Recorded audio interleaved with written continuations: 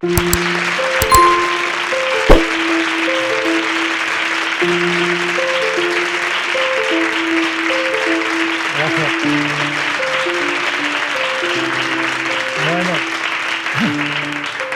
Bueno, muchas gracias por el aplauso, muchas gracias por invitarme aquí. Me hace mucha ilusión estar aquí y a ver si realmente podemos aprender algo juntos, yo de vosotros y algo de vosotros de mí. A mí me gustaría contaros algo que me pasó de pequeño. Yo, como muchos sabéis, tuve cáncer de los 14 a los 24 y perdí una pierna, un pulmón y un trozo de hígado, pero fui feliz.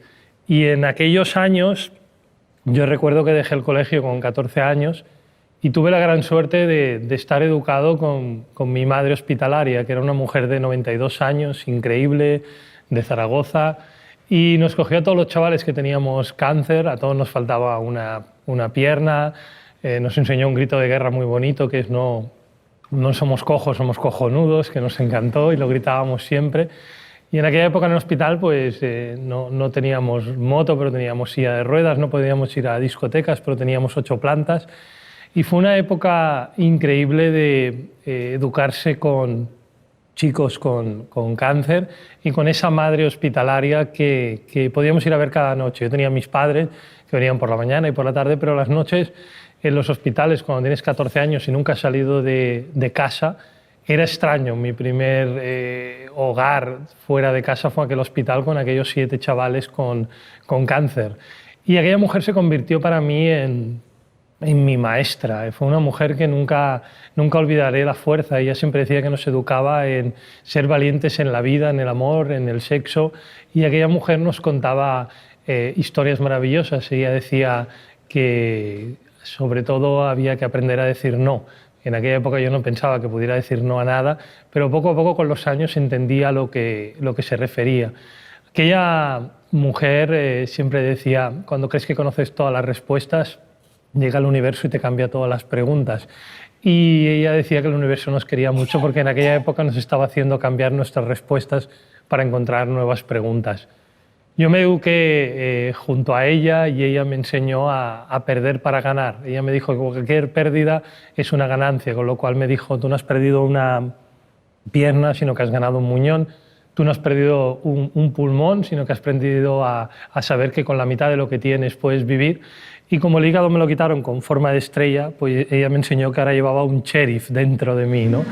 Y aquella mujer increíble, pasé mucho tiempo junto a ella y fue una sensación de que ella, con 92 años, tenía toda la vida que yo pensaba y mis amigos pensábamos que quizá no tendríamos. Se había casado 4 veces, había tenido 23 trabajos y nos parecía una persona absolutamente alucinante. Yo recuerdo un día que me dijo, no confíes en nadie que no tenga libros en casa. Yo no sabía a qué se refería, que con los años lo he acabado de entender, ¿no? Ella siempre me decía que había libros curativos, libros que te curaban, libros que te podían ayudar a entender la pérdida de un padre, de una madre, de un amor. Siempre me hablaba de Oscar Wilde y de Profundis. Me decía que era un libro que servía para todo porque podías encontrar allí en esas páginas el dolor máximo. Yo creo que ella me enseñó a amar la forma con la que me iba a construir mi cuerpo.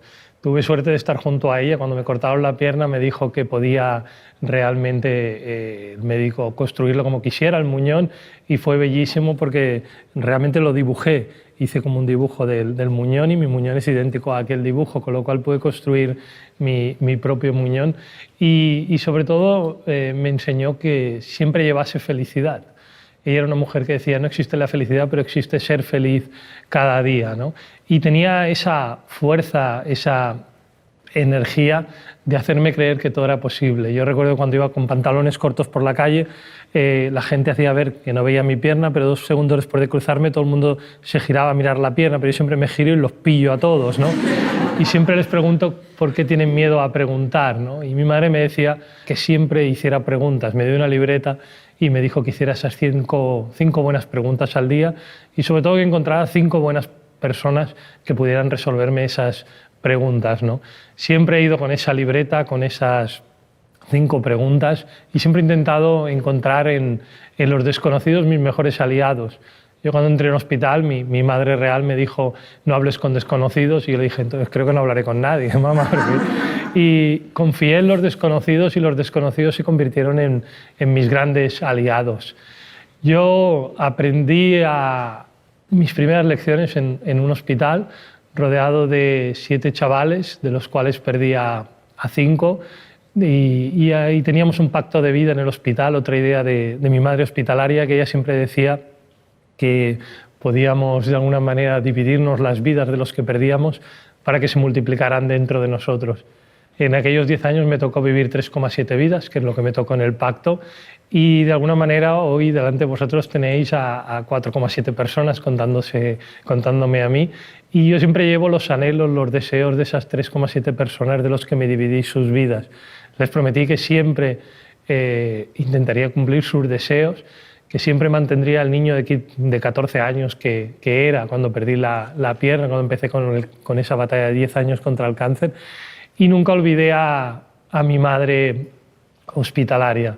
Creo que para mí ella tenía una fuerza, una dulzura y un amor, y se convirtió en mi gran maestra.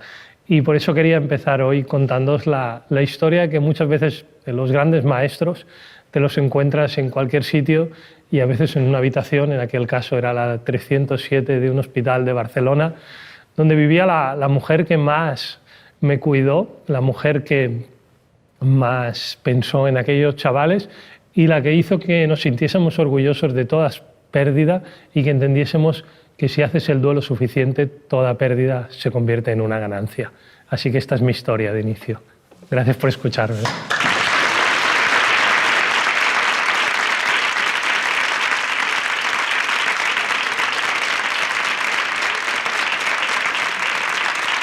Bueno, la verdad es que me he emocionado demasiado contándola, no me lo esperaba, pero hace tiempo que no hablaba de ella y yo creo que ella tiene mucho que ver con mi forma de ver el mundo. Yo recuerdo el día que me cortaron la pierna, me dijo que hiciera una fiesta de despedida a la pierna, que invitase a gente que tuviera que ver con la pierna y yo tenía 14 años y pensé, bueno, vale, haremos una fiesta y invité a gente que tuviera que ver con la pierna. Invité aquella noche a un portero de fútbol al que le había metido 40 goles. En realidad le había metido 1, pero los enfermos de cáncer nos dejan decir de todo. Le dije 40 y me dijo que sí. Invité a una chica con la que había hecho piececillos bajo una mesa en el colegio y también vino. Y recuerdo que el último baile a 2 piernas lo hice con mi enfermera a ritmo de una canción que le gustaba mucho a mi compañero de habitación, que era Espérame en el cielo, de Antonio Machín, que era como ideal para el momento, ¿no?, que se iba la pierna. Y recuerdo que cuando hice ese baile, luego cuando me cortaron la pierna no noté el fantasma, que es la sensación de notar la pierna cuando no la tienes, porque creo que me despedí también que hasta el fantasma se fue, ¿no? Luego me dijeron si quería dar la pierna a la ciencia o enterrarla. Yo la di a la ciencia, pero no sé bien por qué la ciencia no la quiso y me la devolvió y la tuve que enterrar, y eso me da la oportunidad de decir una frase que me encanta, porque aquí soy el único que puede decir que tiene un pie en el cementerio, ¿no?, porque enterré mi pierna. Pero como perdí la pierna izquierda, también soy el único que puede decir que siempre me despierto con el pie derecho, ¿no?, que eso también es una de las grandes ventajas, ¿no? Y todo eso nace de una mujer que creía realmente. Ella siempre me dijo, los gobiernos funcionarán bien cuando un presidente del gobierno tenga entre 14 y 16 años o entre 90 y 92. Dice, somos los grandes olvidados, no nos tienen en cuenta en muchas cosas, pero por un lado o por otro, dice, cuando tienes de 14 o 16 o de 90 a 92, la vida te resbala, eres libre, te sientes con ganas de cambiar el mundo, pero no cuentas para ellos. Yo voy a dar muchas conferencias a colegios de niños de 14 a 16 y les digo, tendríais que ser presidentes del gobierno y con vuestras ideas inocentes pero a la vez locas, cambiar este mundo. Y a veces voy a residencias de ancianos y les digo lo mismo a la gente 90-92, preséntese. Se ríen mucho, ¿no? Pero creo que a veces olvidamos que estos dos grupos han vivido mucho por un lado y han vivido poco, pero tienen una fuerza y una energía brutal. Yo lamento que con 14 años no me presentara, pero juro que si llego a los 90 me presentaré. Así que espero que me votéis. Y nada, que si tenéis cualquier pregunta, aquí estoy yo. Yo realmente contesto una cosa, preguntáis algo y contestaré 7, pero bueno, tiene parte que ver con esa sensación de irme por las ramas que me encanta. Así que nada, adelante, preguntad. Hola, Albert. En tu adolescencia tuviste experiencias duras, experiencias difíciles, nos has contado. Sin embargo, tú eres capaz de transmitirnos felicidad. Te quería preguntar, ¿qué es para ti la felicidad? Yo realmente vivo mucho al día pensando realmente esa especie de carpe diem, pero tiene mucho que ver con que con 15 años y medio todo se torció, mi médico me dijo que me quedaba un 3% de posibilidades de vivir, me dijo que fuera a una isla, Menorca, pasar el último mes de vida y fui a un hospital precioso de Menorca que le llamaban el Hilton de la muerte y realmente era muy bello, era un hospital para ir a morir, pero también era un hospital para ir a vivir. Ahí aprendí que si aprendes a morir, aprendes a vivir. Estuve en aquel hospital con mis padres y sabía que me quedaban 30 días de vida, ¿no? Y justamente ahí encontré la felicidad. Había muchos niños como yo que tenían enfermedades terminales, pero estábamos todos felices, sabíamos que era el fin. Yo sabía que realmente me llegaría, habían muerto muchos amigos míos, pero no veía la muerte como algo triste, tampoco lo veo ahora, ¿no? Mi médico me dijo, cuando llegues a los 50 serán como los 84 de otra persona porque te han dado mucha quimio, mucha radio. A mí me dieron 400 radiografías, hice 250 TACs, así que los de primera fila están igual de radiactivos que yo. Y siempre tuve la sensación que moriría joven, ¿no? Pero no era algo que me entristecía. Yo aproveché aquellos 30 días a tope, pero fui un poco como lo que he contado de la pierna, que me la devolvió la ciencia. Cuando llegué al día 30, vieron que no me moría, ¿no? Y dijeron, no sé. Y probaron un tratamiento alternativo de aquellos que firmas y se te puede caer medio cuerpo, y salió bien, ¿no? Entonces, de aquel 3% me di cuenta que al final la vida te depara sorpresas, que un 3% no es poco, ¿no? Yo siempre he dicho que he sido un chico muy suertudo, ¿no? Hice una serie que se llamaba Pulseras Rojas, que era el deseo de uno de esos chavales que murió. Dijo, si un día alguien llega a escribir, tiene que contar nuestra historia de los Pulseras Rojas. Nosotros teníamos las pulseras, eran nuestro amuleto más querido, y queríamos hacer la historia porque en aquella época en el hospital nadie venía. Yo siempre digo que lo primero que pierdes con el cáncer son los abrazos y las caricias. La gente te da golpes en la espalda y te dice te vas a poner bien macho. Yo siempre pensaba que moriría de tortícolis o de algún golpe, pero la gente no te abraza ni te acaricia, ¿no? Entonces había esa sensación de que los niños con cáncer siempre se los imagina la gente en la quimioterapia y tristes. Y yo fui muy feliz en el hospital porque sabía lo que tenía, y yo creo que en esta vida si tienes una pasión, sea un amor, que sea correspondido o no, una pasión, ser fan de alguien, dedicar tu tiempo a algo que te encante, un hobby, o dar tu vida por otra gente, o luchar por un dolor. Yo creo que al final en la vida hay 16 días claves donde todo cambia. Yo no tengo ninguna duda, yo voy por mi 14 día clave, pues yo creo que hay 16 días claves y luego hay 500 amaneceres donde has de intentar transformar ese dolor en felicidad. Con lo cual yo creo mucho que cada 6 años te llega uno de esos días clave. Yo me intento estar preparado, ¿no? Cuando murió mi padre hace 3 años, para mí ese fue uno de los días clave que estaba a tiempo preparado y me costó mucho. Yo calculo que cuando pierdes a un padre o una madre, una media de 1 año y medio para salir de ese pozo, y nadie te puede ayudar porque la gente te dice ponte bien, supéralo, pero eso no sirve, ¿no?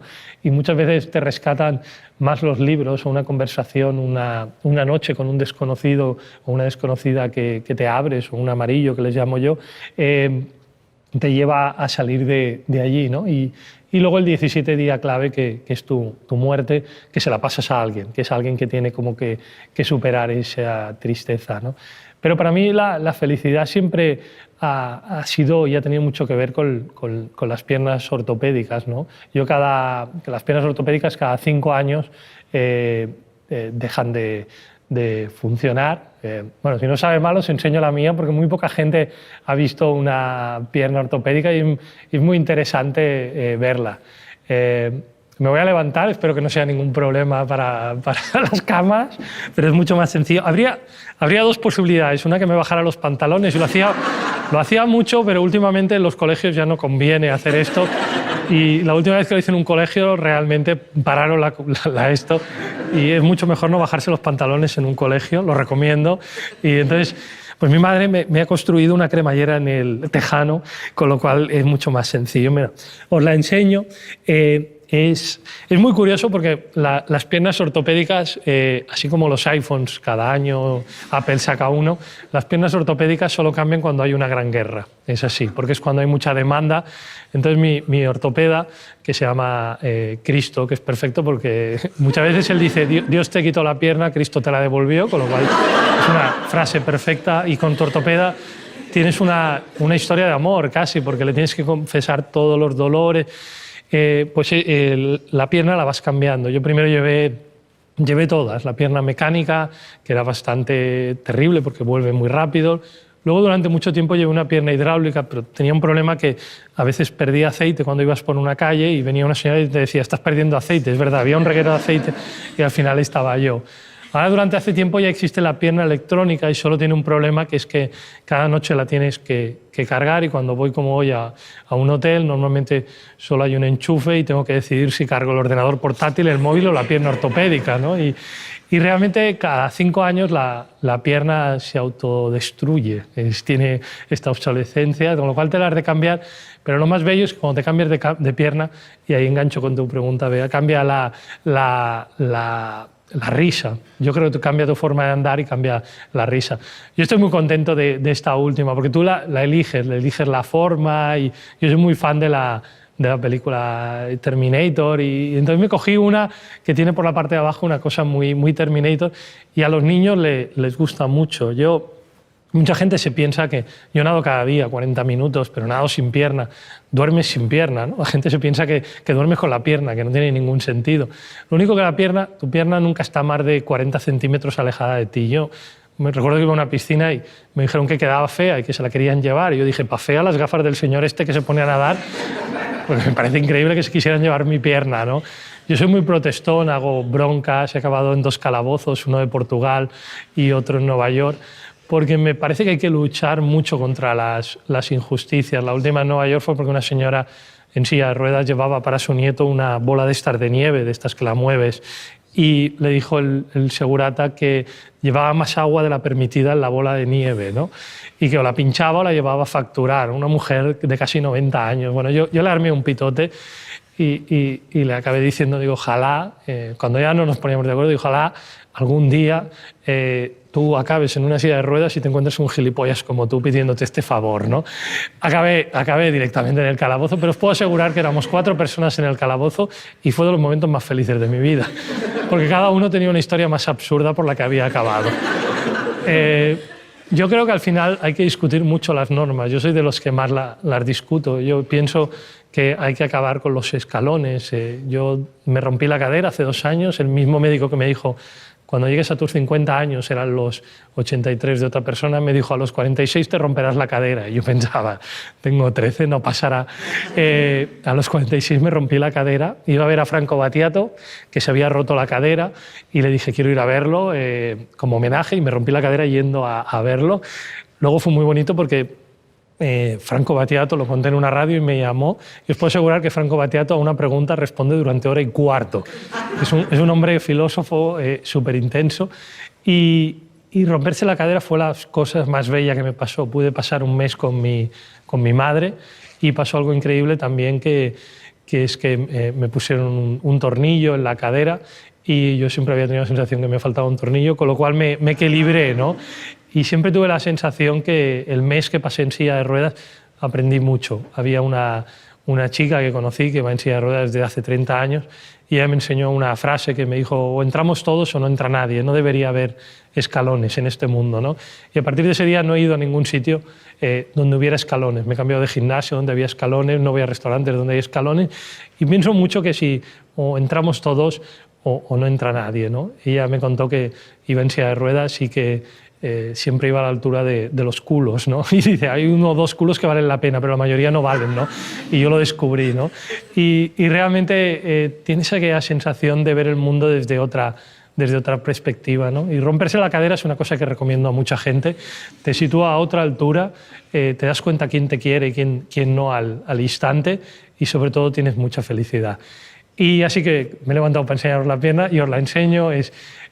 Para mí es una de las cosas más bellas, y muchas veces cuando voy a la piscina me quito la pierna, vienen los niños, quieren ver la pierna, y siempre vienen los padres y dicen, no molestes al señor cojo, que me gusta mucho lo de señor cojo, me da pedigrí. Pero yo les enseño a los chicos la pierna, les digo cómo es, les explico lo que vale. Una pierna vale 45.000 euros y dura 5 años. Y cuando estoy nadando, siempre les veo dando vueltas alrededor de la pierna. Y digo, ¿qué hacéis? Dice, estamos vigilando tu Porsche para que no te lo roben, ¿no? Y yo creo que al final lo entienden todo. Bueno, os la enseño, espero que os guste. Pero bueno, yo creo que es muy bonita, es muy bella. Y sobre todo, me gusta mucho que cuando me rompí la cadera, durante los 3 años me dijo mi médico, no has de olvidar que no has de caerte durante 3 años. Y digo, ¿cómo no me olvidaré? Dice, llevo un zapato de cada color. Así que durante 3 años voy de 2 colores y la gente le parece extraño, pero digo, no, es para no olvidar de que no me he de caer. Os aseguro que no me he caído, así que ha funcionado. Bueno, espero que os haya gustado la pierna.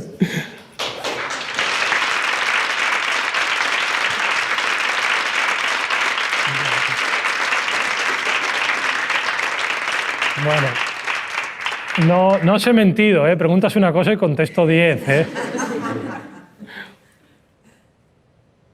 Hola, Albert. Tú que estudiaste en la escuela de un hospital, quería preguntarte cómo es estudiar allí y cuál fue el mayor aprendizaje que te llevaste de la experiencia.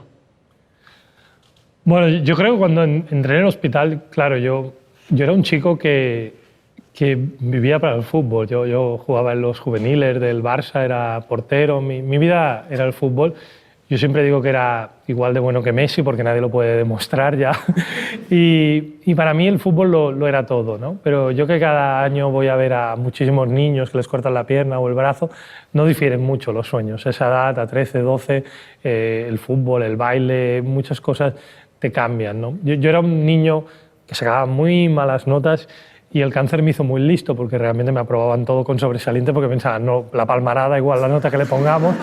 Con lo cual me subieron la autoestima mucho. Luego se me ocurrió la brillante idea de hacer ingeniería industrial, porque pensé, soy un crack. La saqué, soy ingeniero industrial superior químico, me costó mucho, pero también pasó algo maravilloso y encontré el teatro. Entré en ingeniería industrial y hay gente como Mr. Bean, es ingeniero industrial, el actor Donald Sutherland, Pompeu Fabra. Y realmente la ingeniería industrial, el cálculo, el álgebra, se acaban pareciendo mucho a las artes. En ingeniería industrial había el cineclub más antiguo, el teatro que llevaba más años, y realmente la gente me pregunta, ¿cómo dedicarte a todo esto? Digo, haz ingeniería industrial y rómpete la cadera también. Las 2 cosas funcionan para cambiar tu vida. Realmente yo nunca sé dónde puedes encontrar la mejor lección. Yo la encontré en ingeniería, donde encontré mi profesión. Y haciendo la 3ª obra de teatro en ingeniería, pasó el jefe de una televisión, me vio y me dijo, ¿quieres entrar a escribir guiones? Y fue así de sencillo. Yo he tenido mucha suerte en la vida de estar en el momento adecuado, donde realmente mi vida vira. Yo creo que ingeniería industrial te da un cerebro interesante, porque realmente te sirve para todo. Entiendes las preguntas, las respuestas, entiendes muchas cosas, puedes llegar a hablar con mucha gente diferente. Y fueron unos 9 años muy bellos haciendo ingeniería industrial, pero sí que cuando entré en ingeniería descubrí que me habían hinchado las notas. No tenía la inteligencia que creía, pero realmente yo gocé mucho en el hospital aprendiendo de toda aquella gente. Yo siempre recuerdo mi médico que me operó, el médico que me cortó la pierna. Era un hombre que cuando entré me preguntó qué edad tenía, y cuando le dije 13 me contó que a partir de los 10 me contaría todo, lo bueno, lo malo, que podía morir, los efectos de la quimio. Fue un tipo que me parecía muy intenso, era un médico muy potente, muy duro, y aquel hombre yo creo que me enseñó las grandes lecciones de mi vida. Me enseñó a aceptar todo lo que viniese y me enseñó sobre todo a entender la enfermedad que tenía, que yo creo que el cáncer es una enfermedad muy, muy sabia porque acabas aprendiendo tú y acaba aprendiendo toda tu familia. Es una enfermedad coral, si la tiene una persona la tiene toda su familia, ¿no? Y aquel hombre, yo recuerdo que cuando murió fui a su entierro y recuerdo que su mujer me dijo, tienes que venir a una habitación que él tiene, ¿no? Y fue a aquella habitación y él decía, siempre os quedará el fantasma, ¿no? Que es aquello que os he contado de notar la pierna cuando no la tienes. Yo solo tengo el pulgar, lo noto siempre, el pulgar, sé dónde está y es mi pequeño fantasma y me encanta porque me recuerda que tengo aquel trozo de pierna, pero su mujer me mostró que mi médico, el que cortaba tantas piernas y brazos, también tenía su habitación de fantasma. Él nos seguía, tenía recortes de periódico y para ellos éramos nosotros sus fantasmas, la parte viva que quedaba de lo que él había cortado eran sus fantasmas vivientes. Era un hombre increíble que me enseñó que siempre habías de pedir lo que necesitabas. Él me decía, la gente no sabe lo que necesitas. Y yo muchas veces escribo a gente y le digo, mira, te he de contar algo que necesito y necesito esto. Yo creo que la gente es muy difícil que te entienda lo que necesitas y la gente no sabe pedir lo que necesitas. Yo os puedo asegurar que el 99% de veces que le pido a alguien lo que necesito, lo consigo. Este hombre, este médico increíble, él me decía, no olvides preguntar todos tus miedos. Los miedos son dudas no resueltas. No dejes de preguntarlo, no tengas nunca ningún miedo y sobre todo me regaló la frase más bella, me dijo, ama tu caos. Tu caos es tu diferencia, tu caos es lo que te hace único. Y él me decía siempre, ama tu caos. Yo he sacado un libro hace tiempo que se llama El mundo azul, ama tu caos. Y para mí amar tu caos es amar tu diferencia. Yo creo que el odio nace, él decía, y yo estoy muy de acuerdo, el odio nace de cuando no puedes manipular a alguien. Si no puedes manipular a alguien, lo acabas odiando. Y para mí la gente muchas veces odia las diferencias. Mi madre hospitalaria me enseñó a ser valiente en la vida, en el amor y en el sexo. Y para mí cualquier persona que elija a través del sexo, de la vida o del amor una decisión, para mí no existe esa diferencia, ¿no? Entonces creo que la gente que odia las diferencias o le pone nervioso cosas, ¿no? A mí me ha pasado mucho, ¿no? Realmente con la pierna ortopédica hay mucha gente que le pone nervioso, ¿no? Le molesta verla, ¿no? Que me parece absolutamente increíble. Yo me encaro, porque creo que es importante no dar broncas, sino discutir. Creo que es muy importante poder discutir, darle tu punto de vista, que vea y que se enfrente a que existe otra realidad que la que vives. Yo creo que hay una diferencia. A mí no me importa que me miren por la calle. La diferencia es cómo miras, no que te miren. Yo también miro. Cuando veo a un chico sin un brazo me parece muy interesante, pero le miro con algo que decía Antonio Mercero, que fue un director increíble, bellísimo, un gran amigo que con el Alzheimer nos olvidó, pero jamás lo olvidamos. Y era un tipo con mucho humor. Cuando al final el Alzheimer ya le llegaba, yo recuerdo que iba a bares con él y pedíamos croquetas y no sé cuántas cosas. Cuando nos íbamos siempre se iba sin pagar y yo le decía, Antonio, que no hemos pagado. Y dice, ya, pero creen que tengo Alzheimer. Y a mí me entusiasmaba su felicidad. Y nos fuimos 3 veces sin pagar y nadie decía nada, ¿no?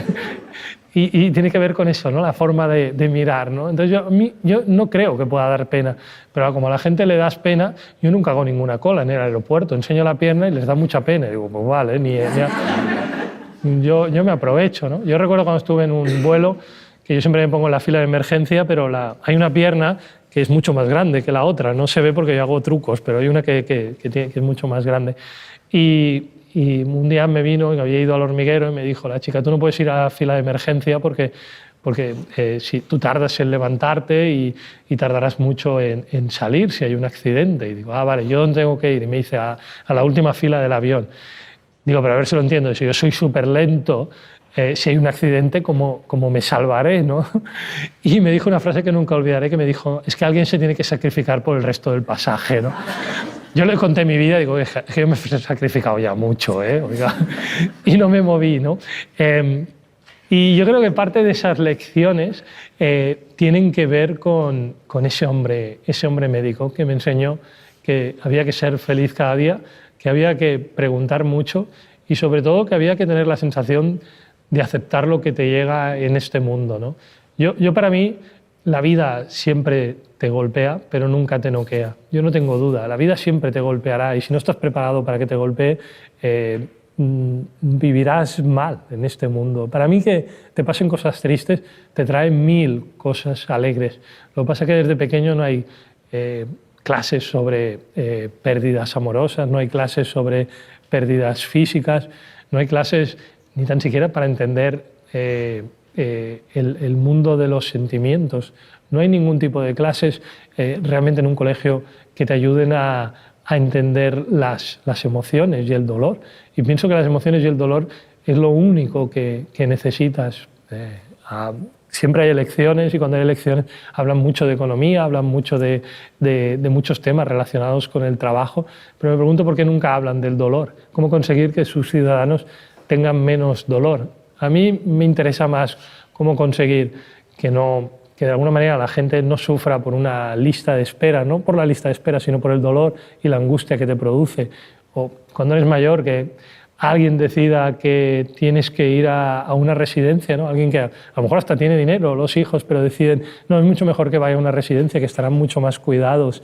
Es decir, el dolor que provoca dejar tu casa o el dolor del bullying, ¿no? Yo pienso que nunca entiendo que la gente no esté volcada en conseguir que no exista el bullying. Todos hemos ido al colegio y hemos conocido 3 casos de bullying y quienes los conocen son los propios gente que no son ni los que cometen el bullying ni los que no lo hacen. Yo soy muy partidario de que los menores que cometen bullying, los padres de los menores tengan responsabilidad penal. Creo que el día que los padres de los niños que hacen bullying vayan a la cárcel, cuidarán a sus hijos de otra manera y los educarán. Nunca he conocido a un niño que después de conocer al padre del niño con bullying, el padre no haga más bullying que el niño. Nunca. Voy a muchos colegios y yo siempre tengo la sensación que si traes un niño tienes la responsabilidad de educarlo en unos valores que no cometa bullying, ¿no? Entonces, mis 3 temas, que son el bullying, la salud y la gente mayor, para mí es lo más importante y lo que menos oigo, ¿no? Y si algún día, como os he dicho, con 91, 92 llego, será mi triunvirato de mi campaña. Pero bueno, no confío mucho. Yo realmente ahora he sacado mi 9º libro y de aquí a los 50 sacaré 3 libros más, una serie, una peli. Yo me retiro a los 50. Aquel hombre me dijo, a los 50 retírate, piensa el sueño más amado que quieres y a lo mejor vives esos 4 años que me pronosticó o quizá vives más, pero hazlo. Y hasta los 46 no lo decidí, pero a partir de la rotura de cadera pensé que el hombre es un sabio y ya lo tengo todo empaquetado hasta los 50 y tengo la sensación de disfrutar mucho de un sueño que no os contaré, pero que es el sueño que tenía siempre con 14 años y que puede durarme 4 o 24 años, pero lo voy a gozar mucho.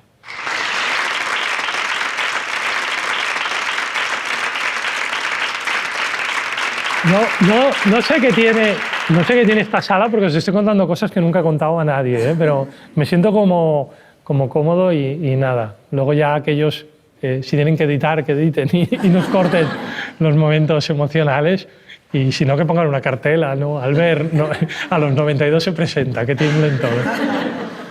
Hola, Albert.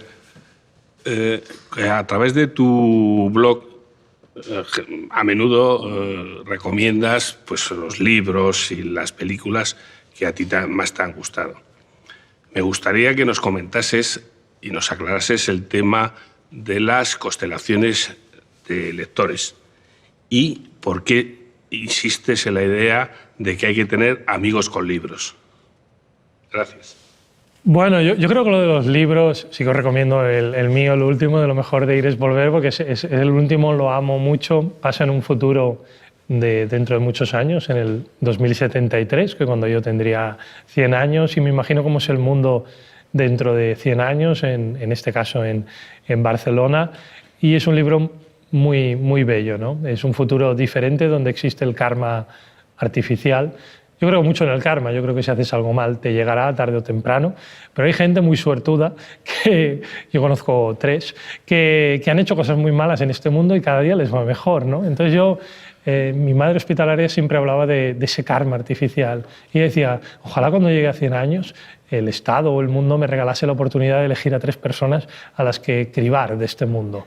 Y parte de los libros tiene que ver con esa mujer que os he contado, ¿no? Ella me decía que existen los libros tirita, libros que te curan en un momento determinado. Hace poco me ha contado una chica que su médico le recetó El Mundo Amarillo, mi libro. En una receta le puso leer el libro El Mundo Amarillo. Estará por aquí, pero me ha parecido algo absolutamente bellísimo y se lo tengo que agradecer a este médico. Le diré que haga muchos más, que esto va bien. Pero los libros siempre me han curado, ¿no? Hace poco yo me pego mucho a la gente mayor, me parece muy interesante, ¿no? Iba en el avión a París y había un hombre de 94 años y me dijo, cuando estábamos a punto de aterrizar, me dice, ahora verás la constelación de lectores, ¿no? Y al fin, cuando aterrizas te dicen aquello de ahora apagaremos las luces para atenuar, para el aterrizaje, y de repente se encendieron 4 luces arriba de los asientos, ¿no? Y eran las 4 únicas personas entre las 200 que había que leían. Y aquellas luces formaban como una constelación de lectores, ¿no? Yo creo que leer, yo no leía con 13 años ni con 15, pero creo que hay un momento dado que descubres que los libros te cambian, ¿no? A mí hay libros, De Profundis, de Oscar Wilde, me parece soberbio, ¿no? Creo que cualquier dolor emocional, de pérdida de pareja, de pérdida de amor, de sentimientos, lees Oscar Wilde y comprendes el dolor en su máxima escala. Paco Umbral perdió un hijo con 4 años o con 5 años, tenía el niño, y cuando lees Mortal y Rosa, es un libro que habla de la muerte de su hijo, ¿no? ¿Entiendes por qué Paco Umbral era como era, qué dolor soportaba? Pero también sabe explicar a la perfección cómo es posible superar el dolor de la pérdida de un hijo o al menos transformarlo, ¿no? Creo que a veces lo bueno que tienen los grandes escritores como Umbral, como Wilde, son que consiguen algo tan bello de expresar en páginas tu dolor. Y a veces es lo que más te cuesta, ¿no? Expresar en páginas tu dolor. Yo muchas veces cuando alguien tiene una pérdida le digo, dime qué has perdido y te recomendaré el libro ideal que te ayudará no a superarlo, pero sí a encaminarte a entender tu dolor, ¿no? En esta vida hay cosas que te hacen feliz, pero las cosas que te hacen feliz te ayudarán cuando te vengan los momentos tristes. Es una mezcla. Yo siempre digo, es una vida que acaba con la muerte, no acaba, wow, con una super fiesta. Entonces, creo que si aprendes a morir, aprendes a vivir, ¿no? Entonces, yo creo que cada libro te supura una verdad, sea un libro de entretenimiento, sea un libro de emociones, ¿no? Pero yo tengo mis 4 o 5 libros que jamás los olvido, ¿no? Y creo que tienen esa fuerza de la energía de los lectores, ¿no? Yo creo mucho en leer, pero en otras épocas creía muy poco en leer y la gente me decía, tienes que leer más. Yo creo que a la gente jamás has de obligarla a leer. Yo voy a muchos colegios y me dicen, diles que leas. Digo, es absurdo, ¿no? Leerán cuando quieran leer y cuando necesiten palabras de otros para curarse. Con 14 años normalmente necesitas encontrar otro tipo de palabras, otro tipo de emoción, ¿no? Entonces creo que no hay que obligar a la gente a leerla, la gente tiene que encontrar sus libros, ¿no? Y creo que no se puede obligar a la gente a leer, llegará a ello cuando lo desee. Hace años dijiste que, definiste el amor como un juego de ajedrez y decías que cada figura, ¿no? O sea, que nosotros amamos como cada figura del juego. Quería saber si seguías teniendo un poco el mismo concepto o cómo definirías actualmente el amor.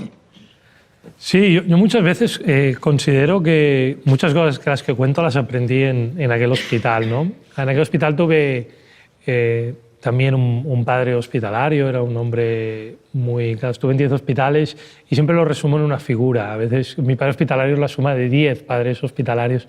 Pero aquel hombre tenía un concepto del amor que me gustaba. A él le gustaba mucho el ajedrez y decía que amar es como el ajedrez. Él me enseñó que había gente que amaba con movimientos muy rápidos, tipo torre, tipo alfiles. Luego había gente que me decía que amaba con movimientos muy locos, como los caballos, ¿no? Que es casi imprevisible lo que hacen. Y luego me decía que había mucha gente que amaba como peones, ¿no? Que su máximo movimiento en el amor era un pequeño paso hacia adelante y que tenía una forma de amar muy lenta, pero que podía llegar al final del tablero y convertirse en otra figura, ¿no? Y amar de otra manera diferente. Me pareció una manera muy, muy bella de pensar en el amor. Yo creo que cada uno tiene sus formas, sus movimientos, y parte de esa verdad yo creo que la tenía aquel hombre. Aquel hombre era una especie de caballo, amaba de una forma muy, muy rara, tenía una relación muy curiosa con su mujer, pero creo que para mí fue un gran... tuve una gran cercanía con él. Él siempre me decía una cosa que no olvidaré, que me decía, a veces estar en un hospital, para los que algunos puede ser una desgracia, para otros puede ser una bendición, ¿no? Y él me hablaba de un chico que había en el hospital, que había llegado a los pocos meses de llegar yo, y aquel chico estaba súper feliz de estar en el hospital. Yo no he visto un tipo tan feliz. Se llamaba Guillermo y como no tenía pelo, él mismo, bueno, él decidió llamarse Guisante, ¿no? Que era muy gracioso. Y yo le decía, tío, no te puedes llamar Guisante, eso que parece casi... Pero él decía, no, me gusta, pero necesito un nombre nuevo, ¿no? Y para todos fue Guisante. Guisante murió a los 5 años, pero en aquellos 5 años fue muy feliz, ¿no? Y un día le pregunté, digo, tío, tienes 12 años, ¿no? ¿Cómo puede ser que estés tan feliz en el hospital? ¿Cómo puede ser que nunca pidas pases de fin de semana para ir al hospital, ¿no?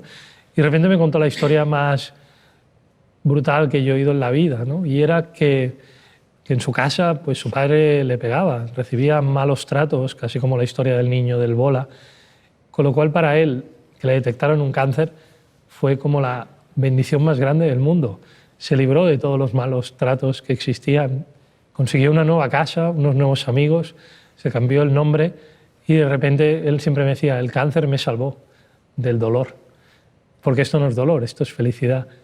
Fue una historia tan bella que nunca la puse en ningún sitio, creo que nunca la había contado, pero creo que es porque me sentí que era algo tan personal, tan bello, tan de Guisante, tan energía que supuraba. Yo durante 24 años pensé, un día tengo que ir a ver al padre de Guisante, ¿no? Tengo que ir y decirle, tío, no se puede ser tan cabrón, ¿no? No se puede haber sido así, ¿no? No puede ser que a alguien el cáncer le devuelva tanta felicidad cuando tendría que ser como todos, ¿no? Una mezcla. Y sí, fui y me quedé muy a gusto. Durante 1 hora y media le dije de todo. Aquel padre hospitalario del que os hablaba me enseñó que hay que ser voleador. Él le amaba mucho el ajedrez y el tenis y él siempre me decía hay que volear. Volear es en el tenis, antes de que toque la pelota en el suelo hay que darle con la raqueta. Y él decía, tienes que ser voleador de vida. Cuando veas una injusticia, no te quedes quieto, no pienses en ti. Has de aprovechar esa energía que te da el mundo para volear. Y muy poca gente volea, la gente no quiere meterse en lío, la gente opina, bueno, yo a ver si realmente salgo yo perjudicado, pero creo que hay que volear, ¿no? Tardé en volear lo de Guisante porque él me pidió que no lo hiciese nunca, pero claro, yo creo que cuando pasen 24 años las promesas hay que reventarlas y me quedé muy a gusto. Cuando ves cómo un niño de 12 años pierde la sonrisa o te muestra el brazo y hay allí, no sé, 25 o 40 marcas de cigarrillos, es algo que es imposible de olvidar de tu mente y ahí no hay la posibilidad de una excusa, ¿no? Yo creo que al final ser más que bueno o malo, sino yo siempre lo defino con creer o no creer en este mundo, porque todo depende en si crees o no crees en este mundo, no hay más. Yo creo en este mundo, yo creo que la gente es buena, yo confío en las personas, confío en los desconocidos, pero hay gente que algo les ha infligido que se han vuelto egoístas y sobre todo se han vuelto oscuros. Y esa oscuridad yo creo que intentan conseguir que la gente vuelva allí, ¿no? Hay gente experta en destrozar tus sueños. Yo creo mucho en la frase de si crees en los sueños, ellos se creerán, que el creer y el crear está a una letra de distancia. Y a esa gente yo creo que hay que simplemente volearla y ignorarla, ¿no? Muchas veces me viene gente y me dice, tío, ¿tú por qué utilizas el cáncer para vender libros? Me ha parecido muy gracioso esa expresión. Digo, yo no utilizo el cáncer para vender libros. Yo he tenido cáncer y lo cuento porque creo que puede mejorar la sociedad. Y me dice gente, yo siempre te escucho y cuentas las mismas historias. Y yo siempre le digo, con 15 años, un psicólogo de hospital muy bueno me dijo, cógete un 15% de tus anécdotas si las quieres contar y siempre cuenta ese 15%. El otro 75, 85, ya os dije que me pusieron muy buenas notas, el otro 85, guárdalo para ti, haz tierra, diferencia al Albert que cuenta cosas del Albert que pasó el cáncer. Antonio Mercero siempre decía una frase que decía, hay los 10 terroristas más buscados y los 10 ternuristas más buscados. Hacer ternura es un delito, ¿no? Yo tengo una amiga francesa que hablaba mal el castellano y un día en lugar de pedir 400 gramos de ternera pidió 400 gramos de ternura.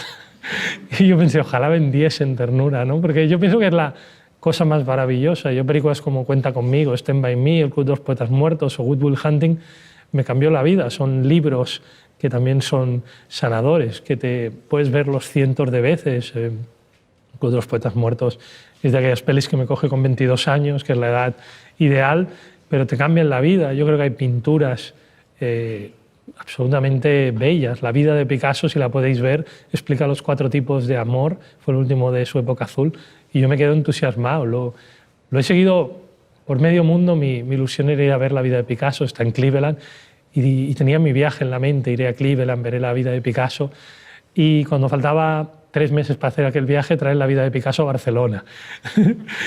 Y nada, me fui cada día a ver la vida de Picasso y me pareció como una comunicación bellísima, me iluminaba el mundo.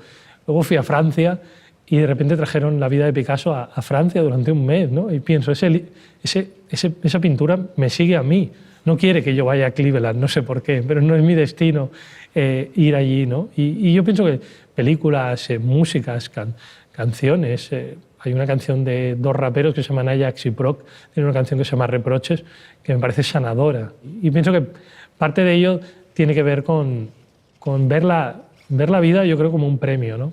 Yo a los 14 años iba a morir, me dieron aquellos 30 días y siempre he pensado que vivo tiempo extra, ¿no? Entonces, morir es algo que os puedo asegurar que me apetece. Puede sonar raro, pero me apetece y me gustaría morir un viernes, porque los viernes siempre me pasan cosas muy chulas y como mínimo las noticias saldré en buen sitio, no será un sábado y un domingo, que no me verán. La gente podrá venir al entierro si quiere venir, porque caerán sábado y domingo, un poco pensando en la gente. Pienso que un viernes es un día ideal, no jodes a nadie mucho y es perfecto, ¿no? Y también me imagino la manera de morir y la sensación de la gente que me gustaría tener alrededor, y la gente lo ve tétrico. Pero yo lo pienso, lo tétrico para mí es que la gente habla de viajes que no hará, de amores que quizá no consigue, de sueños que ni tan siquiera se plantea hacer. Y morir, que es algo que hacemos, nos coge como de sopetón, murió, le dio un ictus y murió. Y yo pensé, no, si morir ya estaba previsto, el problema es el día, el horario. Y siempre me parece muy, muy bello hacer una lista de las cosas que quieres hacer y conseguir. Yo tengo 2 que me las he guardado mucho tiempo y tengo ganas de conseguir hacerlas. En un libro tuyo, Todo lo que te diré, si cuando vuelva a verte, dices que la inteligencia es un don y que la bondad es una elección. Los niños tienen las 2. Mi pregunta es, ¿crees que cuando vamos creciendo, cuando nos hacemos adultos, se pierden? Lo que te diré cuando te vuelva a ver fue el libro que hice sobre mi padre, ¿no? Como os comenté, tardé 1 año y medio en superarla. Yo recuerdo cuando murió mi padre. Mi padre era un tipo muy divertido y estuvo un mes y medio en la UBI. Él murió y el día que murió, justo cuando murió, yo le hice una foto. Cuando ya estaba muerto ahí en la UBI, le quitaron los cables, porque pensé, no quiero olvidar su rostro muerto. Quiero decir que no es una cosa que quiera esforzarme lo más mínimo en recordar.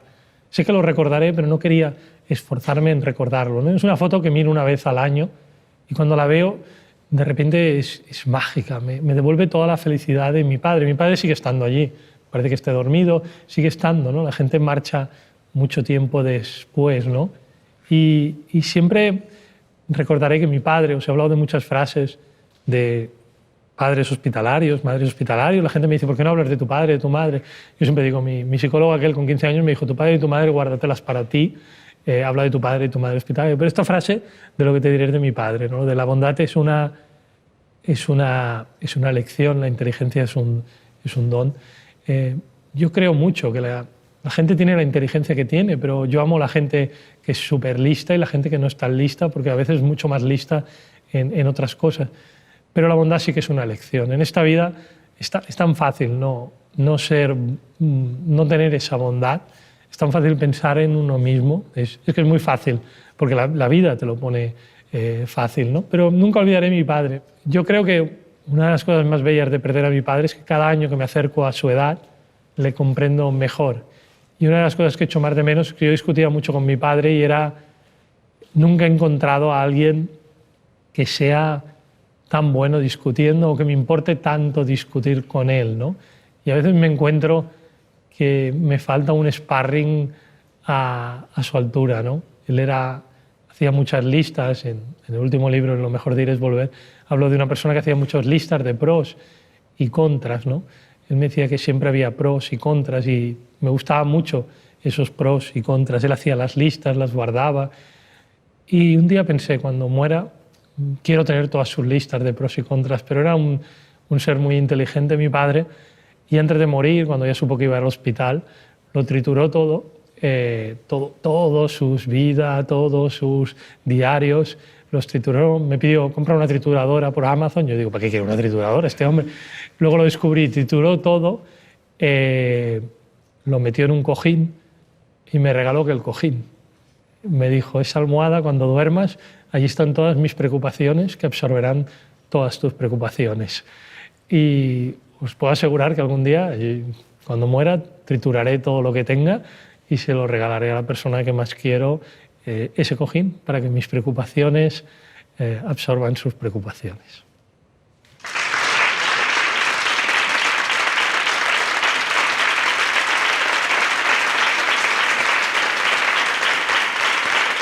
Bueno.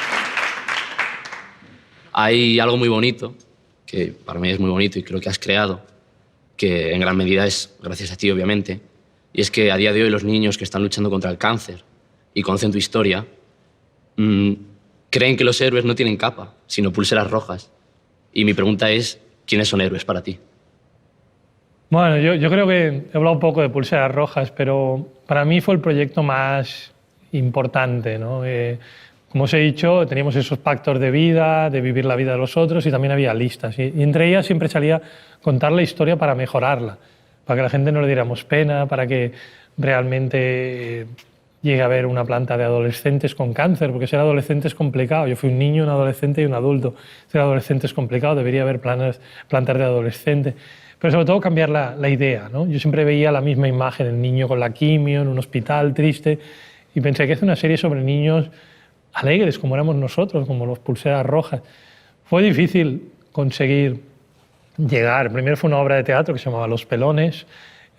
Yo hacía de enfermo de cáncer y cuando llevábamos 10 sesiones iba muy bien la obra de teatro en Barcelona, pero un día vinieron mis padres y me dijeron algo tan sencillo como nos cuesta verte en un escenario haciendo lo que has hecho 10 años. Y dije, ¿qué hago? ¿Sigo o les hago caso? Y pensé que era muy doloroso para ellos imaginarme cada noche haciendo el papel de Lleó, en aquel momento del niño con cáncer, aunque lo hacía con 24 años. Dejé la obra de teatro, conocí al ser más maravilloso del mundo, que es Antonio Mercero, le pasé Planta Cuarta, que era una adaptación de Los Pelones, y le dije, quiero hacer esta historia de niños. Él la llevó arriba, fue un taquillazo, estuvimos nominados al Goya, fue la tercera película más taquillera del año 2004. Planta Cuarta es una peli bellísima que hablaba de la cuarta planta del hospital, y lo mejor que logré fue la amistad con un hombre que era pura ternura, que yo me crié con Verano Azul, era maravilloso y sigue siéndolo, ¿no? Pero tampoco conseguimos cambiar la sociedad. Entonces recuerdo que dije, pues voy a hacer un libro, ¿no? El Mundo Amarillo, donde contaré todas mis experiencias, porque los libros llegan a todo el mundo y la idea era cambiar el mundo con la historia. El Mundo Amarillo realmente se han vendido 42 idiomas, se han vendido más de 3 millones de ejemplares, es el libro donde está mi historia y fue muy bello y mucha gente le llegó, pero no llegaba al público que yo deseaba, que era a niños, ¿no? Que eran los que tenían el poder de cambiarlo, y los niños no leen muchos libros a esa edad. Y yo siempre digo que esta historia es mi Star Wars particular, ¿no? No he parado hasta que lo conseguí. Lo último que se me ocurrió fue Pulseras Rojas. La hice en TV3, la televisión de Cataluña, era una serie pequeña, pero pasó algo mágico. Como pasa a veces con las historias, es que la serie fue un éxito, la veía los niños, los padres, no dejaba de ser la misma historia de alguna manera, esa fuerza estaba basada en este caso en el mundo amarillo. Y fue bellísimo porque se empezó a emitir a países. Spielberg hizo su versión, lo llegó a conocer en Estados Unidos, es un tipo brutal. Chile hizo su versión y consiguieron cambiar una ley en el Senado después de Pulseras Rojas para que hubiera plantas para niños que no existían. En Italia fue un éxito bellísimo, que hicieron 4 temporadas y nació esa frase de mis héroes no llevan capa, llevan pulseras rojas. Crearon unas pulseras rojas que vendieron y consiguieron no sé cuánto dinero. Ahora está en activo en Francia, en TF1, líder de audiencia. En Alemania han hecho 3 temporadas de una película, en los países árabes, en Rusia. Y realmente el mundo ha cambiado. Es decir, el mundo hace que la gente vea Red Band Society, Braccialetti Rossi o Club de Rottenbander, Le Bracelet de Rouge. Emociona mucho que una historia que nació de una pequeña habitación de hospital haya llegado a una gran pantalla, pero lo que más me emociona es que en cada país la idea de los niños con cáncer ha cambiado. Ese es el poder que tiene la televisión. He tachado de mi lista aquello, conseguir cambiar el mundo de los niños con cáncer con las series, y de repente a partir de aquí llegó todo, ¿no? Un montón de películas americanas de niños con cáncer y de repente creamos como una marca donde mucha gente ha hecho películas con cáncer bajo la misma estrella, no sé cuántas, y de repente dices, wow, ya no solo es eso, sino que la gente copia un poco el modelo y crea unas historias que muchas son bellísimas y me parece, ojalá lleguen muchas porque creo que es una suma, ¿no? Y todo lo que sea mostrar a los niños en el hospital con felicidad ayuda mucho a cambiar la imagen, ¿no? Yo creo que Pulseras Rojas es un monstruo que me ha devorado a mí, ¿no? Siempre seré el chico de Pulseras Rojas y me parece muy, muy bello. Yo estoy muy orgulloso de Pulseras Rojas. Siempre llevo mi pulsera roja, la que me dieron con 14 años, y es como mi tesoro más grande, ¿no? Y siempre pienso, cuando no tenía título de la serie, no sabía qué título ponerle, vi la pulsera roja y digo, va, pulsera roja. No me parecía un gran título y ahora de repente pues, ha resultado que ha sido bellísimo. A cada país que se estrena voy, les cuento a los niños quién era el niño en coma, que siempre existió, quién soy yo, que no dejo de ser los dos. Yo soy Lleó y soy Jordi, soy los dos personajes. Jordi cuando llegas, Lleó cuando llevas años, siempre cuidas de otro chico con cáncer y te conviertes en Jordi cuando llegas y en Lleó cuando pasan 3 años, ¿no? Recuerdo cuando se estrenó en Estados Unidos que nos dijeron que era un western, que era una historia de niños con sillas de ruedas en lugar de caballos y donde luchaban contra un gran enemigo que era el cáncer. Y un señor maravilloso hizo una teoría de que aquello era un western precioso y me lo creí. Yo siempre pienso que he hecho un western. He hecho un western de niños que van en silla de ruedas, que cabalgan juntos y que tienen la sensación de tener algo en común, que son ese símbolo de la pulsera roja y sentirse que no son cojos, sino que son cojonudos.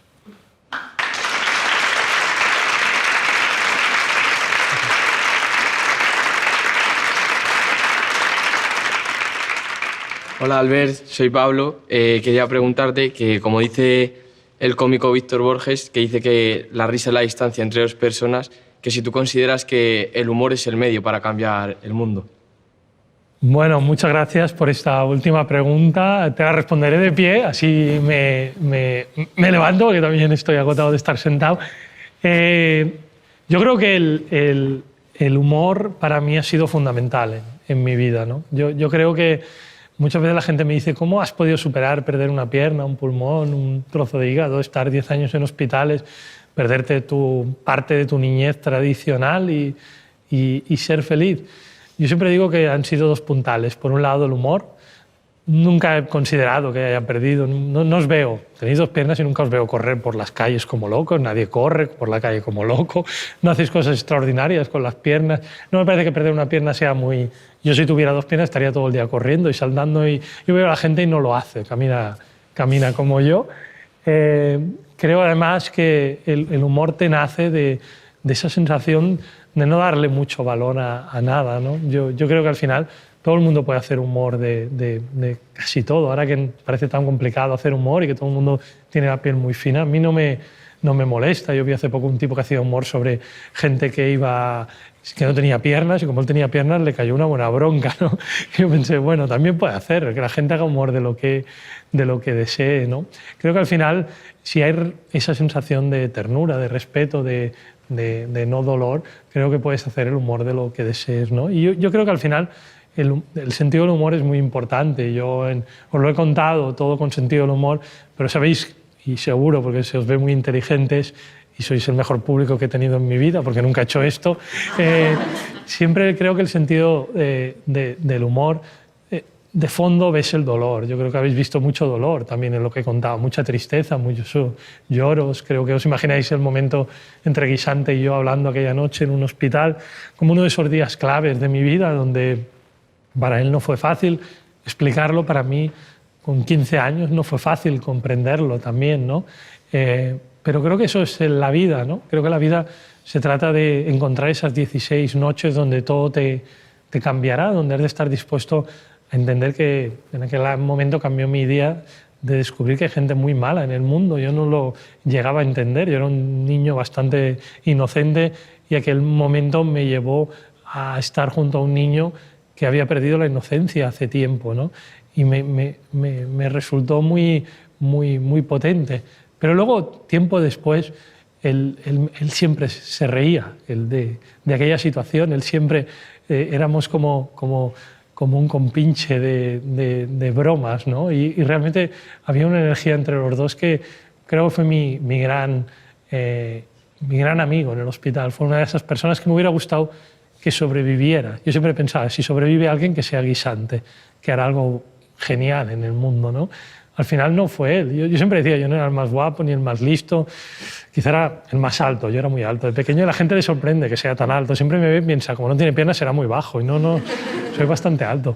Pero nunca entendí por qué sobreviví. Fue una de las preguntas. Cuando te curas, tardas un tiempo, un poco como los que volvían del Vietnam. ¿Por qué yo me he curado, no? Me costó mucho, cuando me dijeron, mi médico me dijo, estás curado, tardé día y medio, fui rápido porque la felicidad que me produjo fue inmediata, pero aquel día y medio fue pensar, ¿por qué me he curado? ¿Qué hago con mi vida, ¿no? Estaba tan dispuesto a morir que realmente era como si me ofrece un mundo, ¿no? Y lo acepté y dije, bueno, lo voy a gozar, y decidí darle voto siempre al niño de 13 años. Yo siempre soy el que tengo, que ahora tengo 46, y el de 13. Los dos conviven, entonces siempre le pregunto al de 13 qué quiere hacer y qué no quiere hacer. Y sobre todo recuerdo mucho lo que os he comentado de mi madre hospitalaria, que ella siempre me dijo, aprende a decir no. Y hay que decir no a muchas cosas, a personas, sobre todo, a veces a emociones y muchas veces, casi siempre, a trabajo y sobre todo a dinero, ¿no? Creo que el dinero tiene un valor muy poco interesante en comparación con las emociones. Yo siempre intento conseguir emociones antes que dinero, porque creo que las emociones tienen algo absolutamente fundamental, ¿no? Y pienso que nosotros lo que hacíamos en el hospital era irnos a divertir. Perdíamos piernas, brazos, sufríamos operaciones, quimioterapias, pero siempre me lo tomé, yo y mis amigos de Pulseras Rojas nos lo tomamos como un juego, como una sensación de pasárselo bien y de disfrutar. Y ahí sobre todo estaba el humor y la amistad. Y con esto quiero irme al final, la reflexión final que os hago. Es que yo creo que me dijeron, yo hablé con mucha gente que había venido a dar charlas aquí de Aprendemos Juntos, y me dijeron, acabarás hablando de cosas que no te esperas. Te harán preguntas que te obligarás a hablar de cosas que quizá no las habías contado de la misma manera. Yo me he levantado esta mañana y he pensado, quiero venir con la sensación de contar cosas que no he contado. Tengo la sensación que si algún día muero pronto o si algún día me pasa algo, ojalá esta charla sea la definitiva, donde diga, hostia, qué buenos han sido esas preguntas certeras de esos chicos y esas chicas y cómo consiguieron sacar de Albert una cosa diferente. He intentado venir realmente a aprender de vosotros, a explicaros cosas que realmente nunca hubiera contado. Así que a partir de ahora, todos vosotros y yo somos de alguna manera amarillos juntos.